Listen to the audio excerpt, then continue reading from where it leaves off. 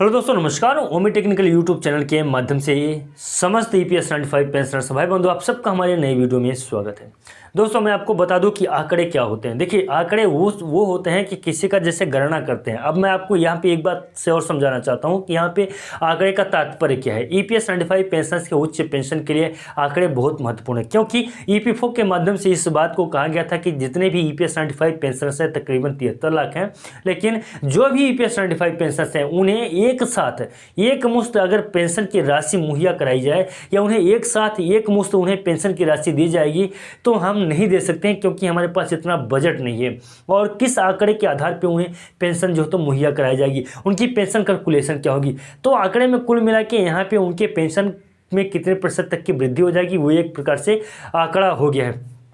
अब मैं आपको बता दूं कि जैसे ईपीएस 95 पेंशनर्स के लिए आंकड़े माननीय श्रम मंत्रालय की तरफ से ईपीएस 95 पेंशनर्स की फाइल पे जो तो काम किया गया था, जिसपे उनका जो तो दूसरा आंकड़ा था।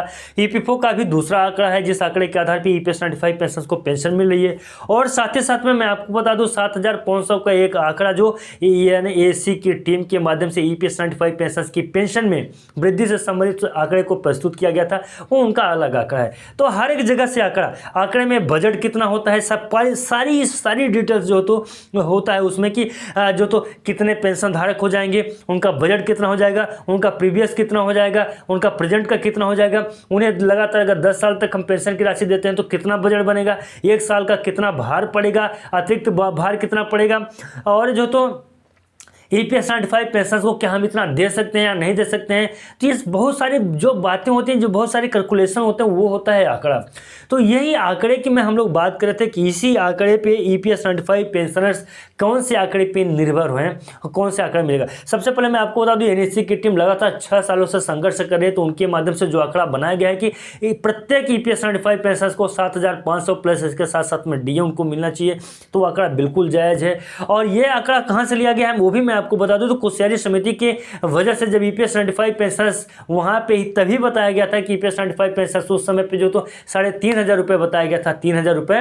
तो उसी आंकड़े को अगर पकड़ लिया जाए और आज के परिवेश में उसको काउंटिंग किया जाए तो वही आंकड़ा 7500 आज का महंगाई दर देखते हुए वो 7500 आंकड़ा बना है। तो हम लोग और ज़्यादा नहीं, उसी आंकड़े को जब ईपीएस 95 पेंशन की पेंशन में वृद्धि से संबंधित मामले को उठाया गया था, कोश्यारी समिति के माध्यम से ईपीएस 95 पेंशन की पेंशन में वृद्धि जब हुआ था कि अब ईपीएस 95 पेंशन में वृद्धि हो, तो उस समय ईपीएस 95 पेंशन की जो तो 3000 रुपये पेंशन में वृद्धि हुई थी। लेकिन मैं एक बात और आपको बता दूं कि उसी आंकड़े को पकड़ के आज के आंकड़े से मैच किया जा रहा है, जहां पे 7500 रुपये ईपीएस 95 पेंशन के लिए बेहतर जो तो आंकड़ा सामने निकल के आ रहा है।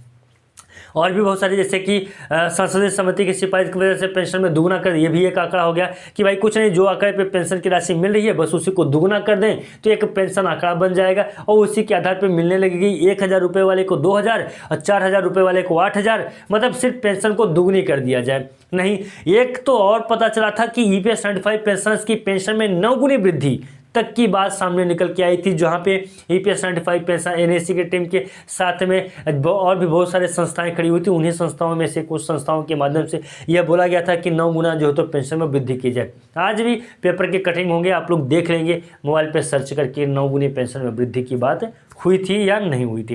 बाकी दोस्तों मैं जहाँ तक समझ पा रहा हूँ कि आपको आंकड़े के बारे में मैं समझा चुका हूँ। आंकड़े का मुख्य रूप से यही है, उसका आधारभूत इकाई यही है कि ईपीएस 95 कितने हैं, कितना प्रीवियस, कितना प्रेजेंट और कितना उनको पेंशन देने पे कितना जो तो भार पड़ेगा, एक साल पेंशन देने पे कितना अतिरिक्त भार पड़ेगा, और ईपीएस 95 पेंशनर्स की पेंशन में इतना कितना तक वृद्धि की जा सकती है एक साथ एक मुश्त।